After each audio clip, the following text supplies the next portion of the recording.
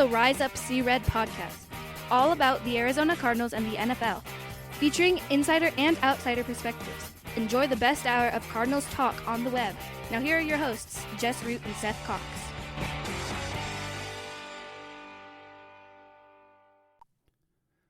Hello, Arizona Cardinals fans, and welcome to the latest edition of the Rise Up See Red podcast, the best hour of Cardinals talk on the web. I'm your host, Jess Root from cardswire.com, one of the USA Today NFL Wire sites, and today we are still working on our opponent preview, so the 14 teams that the Cardinals will face in 2023. I am reaching out to writers and mostly the site editors from our sister sites for the 14 teams the Cardinals will play. Up today, in this edition of the show, are the Houston Texans, whom the Cardinals will face on the road in Week 11. And joining me for the second time in 3 years, as the Cardinals played the Texans in 2021, is Mark Lane, managing editor of Texans Wire. Mark, thank you for joining me. And, well, how's it been covering the Texans? Fun again, finally. So let's take it back to the 2022 season, a year in which the Texans looked like they were in control of the top pick. I guess if you wanted to say they were in control of that, they go 3-13-1. They held the number one pick in the draft up until the final week of the season when they beat the Indianapolis Colts 32-31 and making it so the Bears moved up to number one and the Colts number two.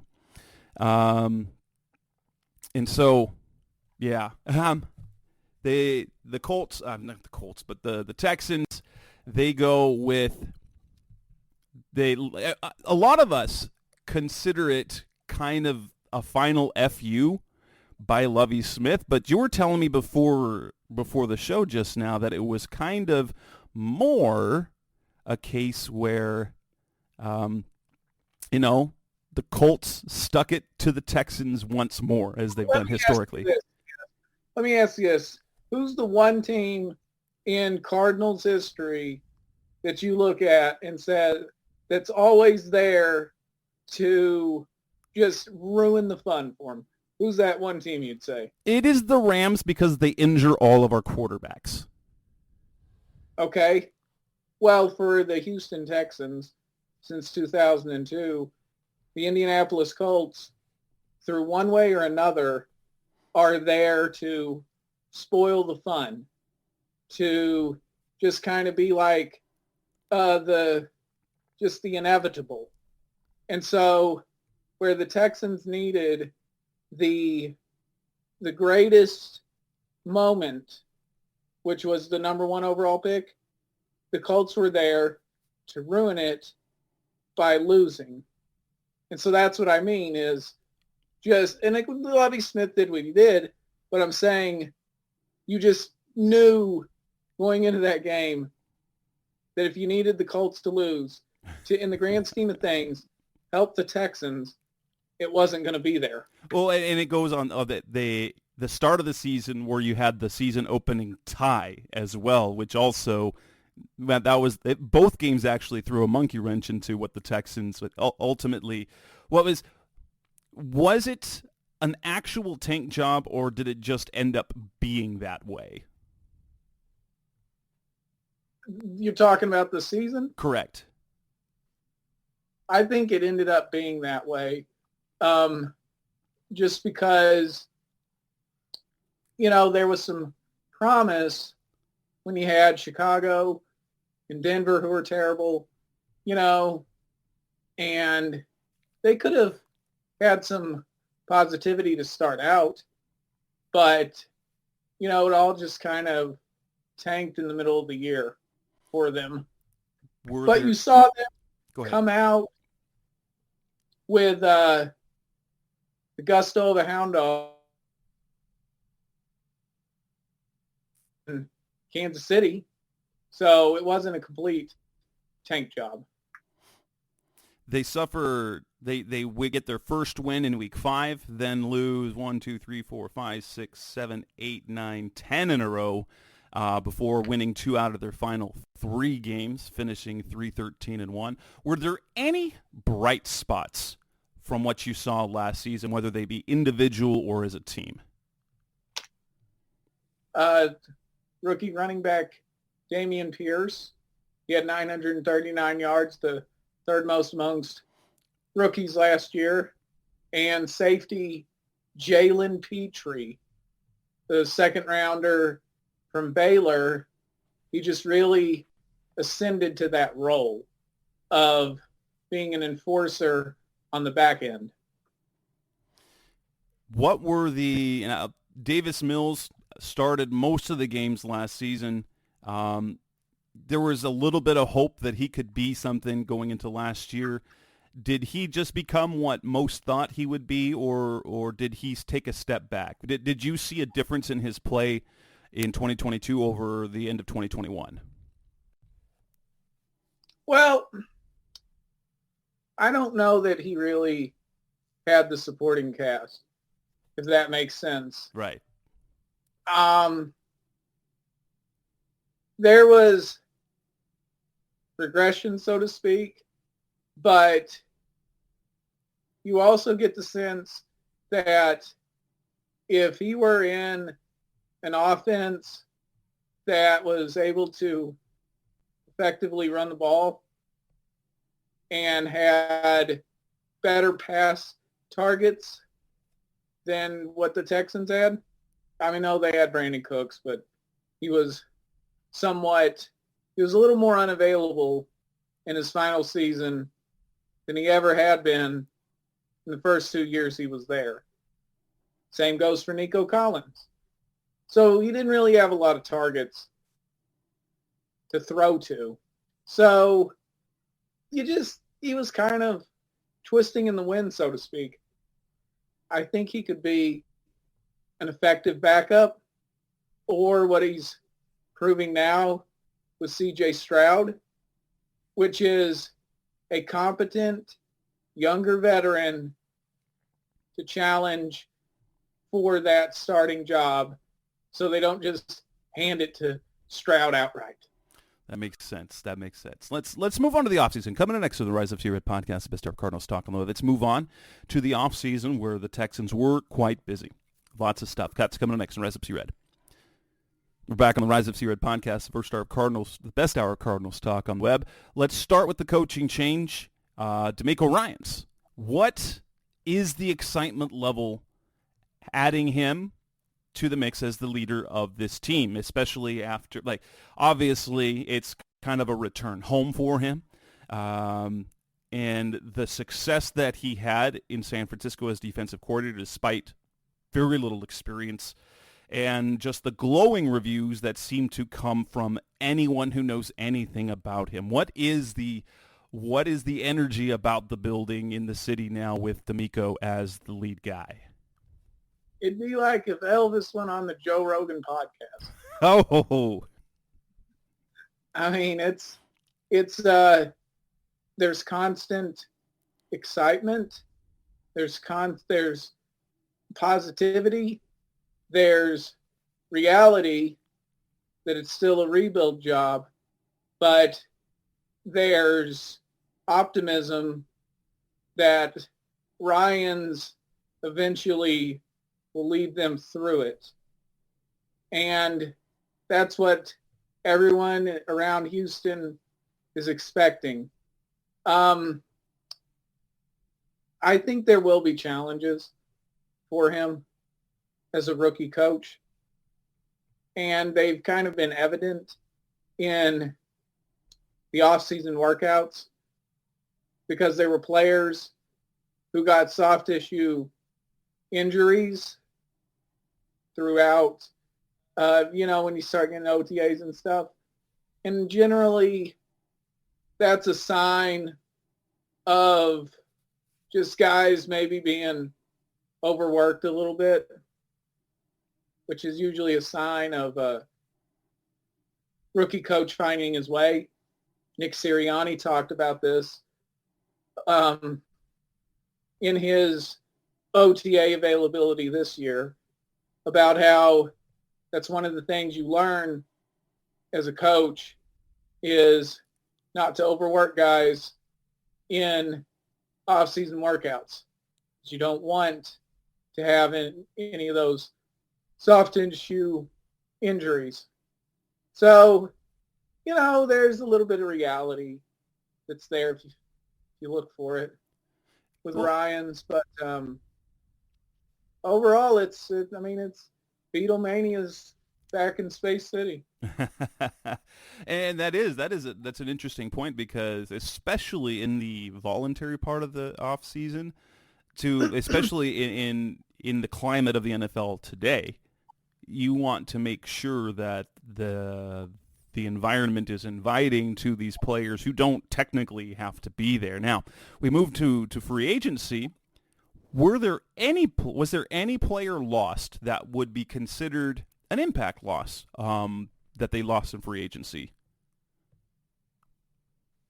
I'm going to say just Ogbonia Okoronkwo, because he was just a nice edge defender to have. He really did a good job of harassing the quarterback. Maybe you could say Rasheem Green, but really, because of the paucity of talent on the roster, there's really nobody in free agency that got away, so to speak. With the roster in general, I would say Brandon Cooks would qualify. But in terms of the overall exchange of veterans lost versus veterans gained, it's kind of a wash with a slight edge going for the Texans. Yeah, the free agency list I see here is extensive. Definitely needed help across the board. They had a former Cowboys tight end, Dalton Schultz. They bring in Robert Woods, receiver, formerly of the Rams and the Titans. You go on the defensive side of the ball. You bring in Jimmy Ward, who knows the defense from his time with the 49ers, a pretty impactful safety / slot guy. Sheldon Rankins on the defensive interior, Shaq Griffin at cornerback, Denzel Perryman, Devin Singletary at running back. You bring in Case Keenum, who is still pulling an NFL contract somehow. Corey Littleton, who had a promising season a few seasons back at linebacker. Chase Winovich. Which of those additions are you most excited to see on the Texans? Devin Singletary, as he complements Dameon Pierce. Robert Woods, not so much. Shaq Griffin. I'm sorry.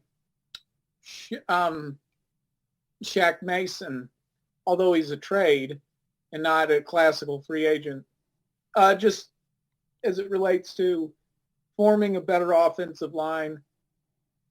Hassan Ridgeway, because he was there in San Francisco with DeMeco Ryans, so he knows the system. Same goes for Jimmy Ward. What can he still do as a veteran, let alone communicate to these younger defensive backs on how to thrive in Ryan's system? Then there's some interesting veterans like Denzel Perryman. What does he have left in the tank? And can Shaq Griffin compete with Steven Nelson to be that boundary corner opposite of second-year Derek Stingley? So there's really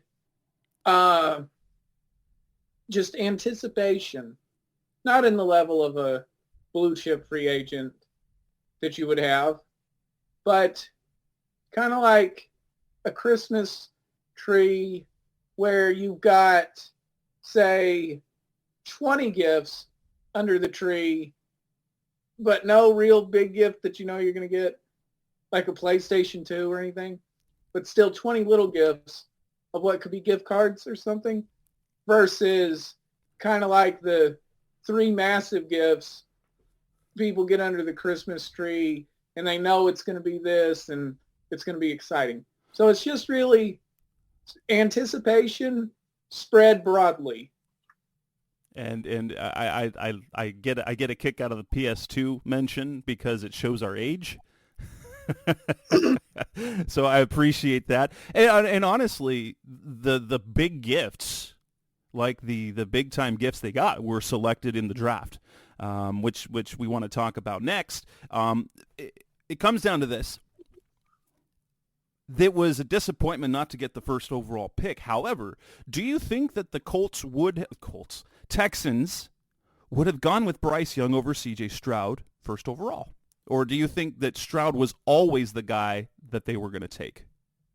I think they were going for Young, and when Carolina made their move, then the Texans, pivoted and started looking towards Stroud. I think that Carolina's interest in Young is what made them look at Stroud as a viable target, because they realistically only had one shot to fix the quarterback situation, because next year they'd have twin first-round picks again, but how long can you keep losing like this? Right. So they swing for the fences overall. So they take Stroud second overall. So far, what is the feeling about Stroud moving forward? They're depending on where you read, who you talked to. Stroud, well, as good as Bryce Young was, there are some that believe that Stroud might be a better pro. He's a much polished passer. He doesn't necessarily do off schedule what you see in a lot of quarterbacks now, but I know the arm talent is there. It's hard to believe that he would be a bad selection if you can't get Young. Stroud might be like a nice ground rule double quarterback pick as opposed to swinging for the fence. I don't know. He's probably even more than a ground rule double to me. The thing with Stroud is he really showed what he's capable of in that national semifinal game with the Georgia Bulldogs, because he really played off schedule on multiple snaps against the best defense in college football. So he's shown that he's capable of that. What makes him, the better pro, so to speak, than Bryce Young is just his measurables, because he's bigger and young. And you've seen it with Kyler Murray. Those diminutive Eddie LeBaron-sized quarterbacks, sometimes they don't hold up real well. So I think it's just kind of related to that. I think both the Panthers and the Texans got really great prospects, and I don't feel like Houston missed out because Bryce Young got away. What Stroud has been able to do is he's been able to come in and learn the system, remain humble, just seek deference from Davis Mills, with whom he's competing against, Case Keenum, and, he's even earned the respect of a guy like Laramie Tunsil, who's already referring to him as my quarterback and our quarterback. So it just really amounts to how Stroud is able to handle the punches, or I should say the welcomings, from all across the NFL throughout this 17-game slate. I think he's got the mental makeup and character to be Houston's quarterback and to also, you may not see it vocally in the ways that people would like on an NFL Films microphone, but you'll see it in how the offense plays, what type of respect they have for him. They go with the big move, trading with the Arizona Cardinals, moving up from number 12 to number 3 to take Will Anderson. I think Will Anderson is a home run of a pick. If there were between of all the stuff that was happening with the Cardinals in the offseason, keep the pick, trade the pick, it felt like it was logical to stay there and draft Will Anderson because of just how special he promises to be as a pass rusher, as a person. I get why the Cardinals traded back and then traded up because they're thinking now and future. But Will Anderson, you can't ask for really anything more from him because while he is not as big as Tyree Wilson, his measurables are good, his athleticism is good, his production in the best conference of college football is unmatched, and on top of that, you get one of the hardest workers and best people. He's going to be a star, isn't he? Yeah, undoubtedly. And you get your face of the franchise, if you will, in Stroud, which also automatically gives you a leader on offense. Now you get the face of your defense in Anderson, and you've got your two leaders right there, the pillars of your team for the rest of the 2020s. And he's going to be playing in a scheme where the defensive line attacks, they get upfield, they don't really read and react as they did in Lovie Smith's scheme. So he's going to have his chances. He's going to have the opportunity to be DeMeco Ryans' Nick Bosa for this defense. And that'll afford him a lot of awareness and publicity. And, watch out. I'm not going to do it, but some people might compare him to J.J. Watt, which would really be that's unfair. in a shadow. That's unfair, but I get it. What's cool about what the Texans did is we go back to the 2019 draft with the Cardinals, and the question was Kyler Murray or Nick Bosa, Kyler Murray and Big Nope or Nick Bosa. The Texans essentially got their Kyler Murray and Nick Bosa in the same draft. DeMeco Ryans knows the impact that a premier pass rusher can have on the rest of the defense because, honestly, Bosa's pass rushing production was almost all their pass rushing production in San Francisco, and it changed their defense. Now, the rest of the picks that you got going on, Penn State center Juice Scruggs, kind of a surprise at that point in the draft. Tank Dell, I know there was a lot of buzz about Tank Dell coming out of Houston. Dylan Horton, TCU, round 4. Alabama linebacker Henry To'oto. Second center, Notre Dame center Jarrett Patterson in round 6. Iowa State receiver Xavier Hutchinson, and then Pittsburgh safety Brandon Hill. Of the remaining draft picks, are there any that will have a significant role now, and who are the ones that might have a bit role? I think they're going to try to give Tank Dell a significant role. Dylan Horton, he's going to have a bit role, on that defensive line. Xavier Hutchinson, you may need to watch, not this season, but while he's on his rookie contract, as he just didn't have a real good workout, but was very productive in his final year at Iowa State. Henry To'oTo'o. He's someone that, along with Christian Harris, who's already, with the Texans, they were teammates at Alabama, and, they'll be able to feed off of each other.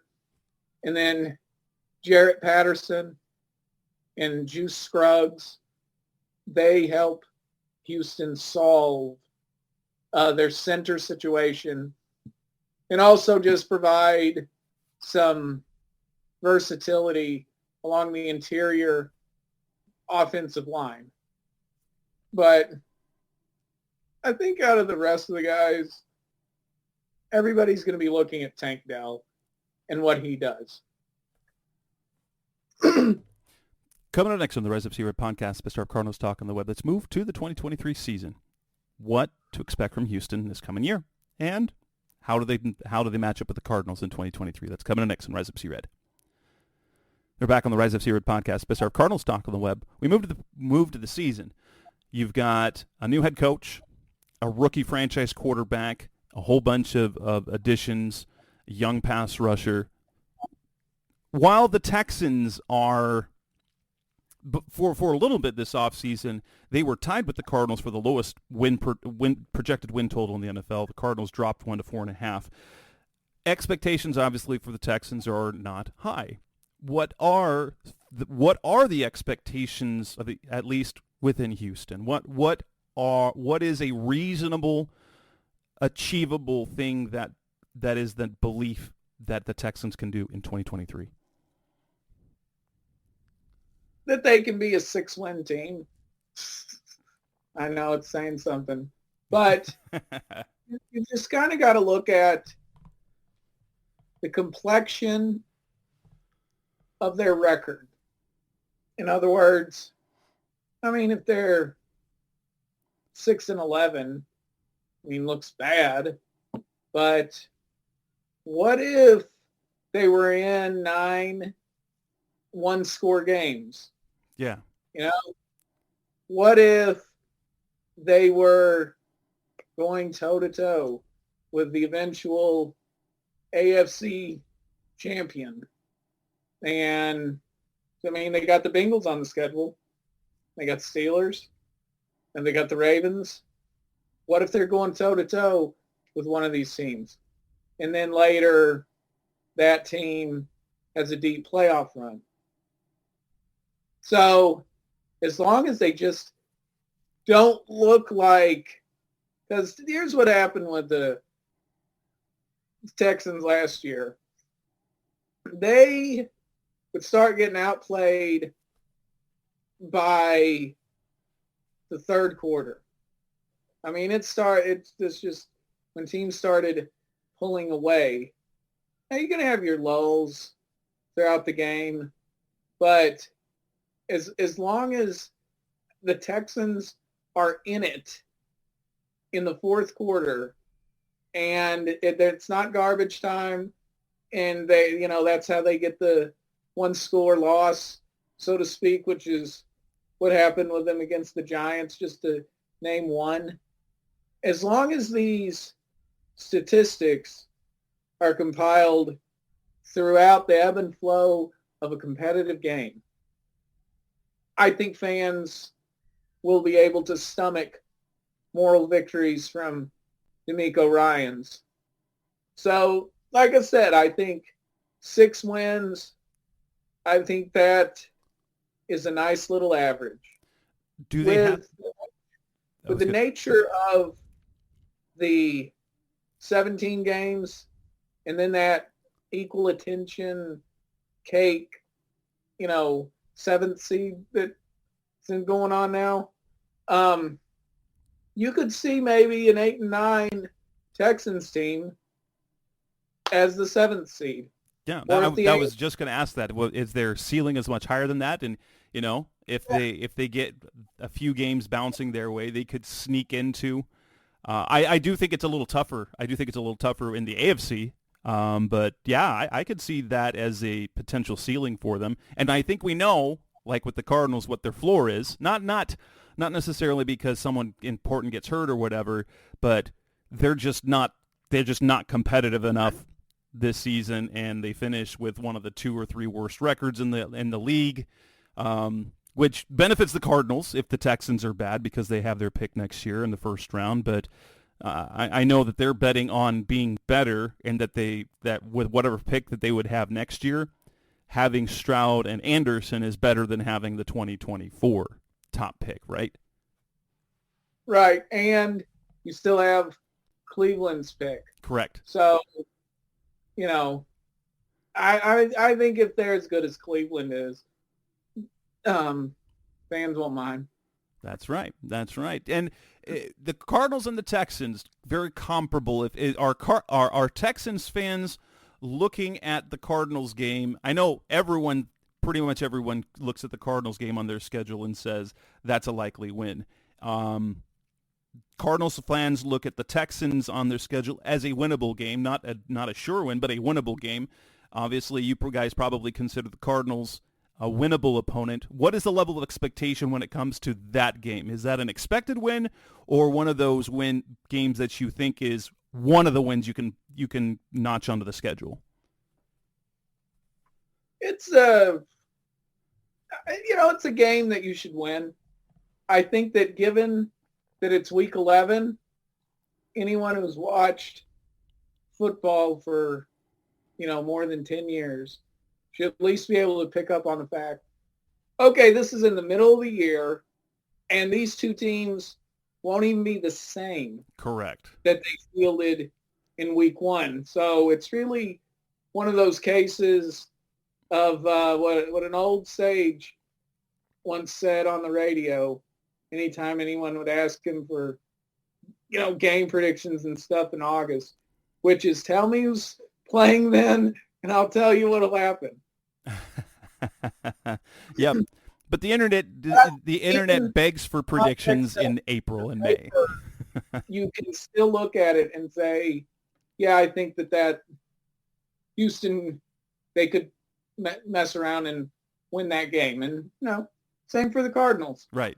That's a 2 evenly matched teams. Kind of. I think, Houston probably, I would say, has the roster a little more talented, is probably a more talented roster than the Cardinals right now. But I'm going under the assumption that Kyler Murray will be playing by then. They definitely have the edge at quarterback, which might make the difference. I don't know. But, Mark, aside from Texans Wire, the site that we all know, is there anywhere else that we can find your work, or you dinking around on social media perhaps? Yeah, follow me on Twitter at @TheRealMarkLane. Kind of taking it easy till football gets into full gear, so maybe I might say something comedic over there. You never know. All right, Mark, I really appreciate the time out of your schedule. It was a pleasure talking to you again. I love these shows. This will end this edition of the Rise Up Sea Red podcast, Best of Cardinals Talk on the web. We will have, unless we've hit the end, if this is the last show that I am putting together, I don't think it will be. I think this will be this weekend. But you can expect more opponent previews over the next several days. That's Mark Lane. I'm Jess Root. Thanks for listening, as always. Thanks for listening to the latest edition of the Rise Up Sea Red podcast. Listen to previous episodes and subscribe to the show on Apple Podcasts, Stitcher Radio, Audioboom, or many other podcast platforms so shows are delivered directly to your mobile device. Please give the show a 5-star rating and always support the sponsors who support the show. We'll be back soon for the best hour of Cardinals talk on the web. Rise up Red Sea, be Red Sea Red, and of course, Rise Up Sea Red.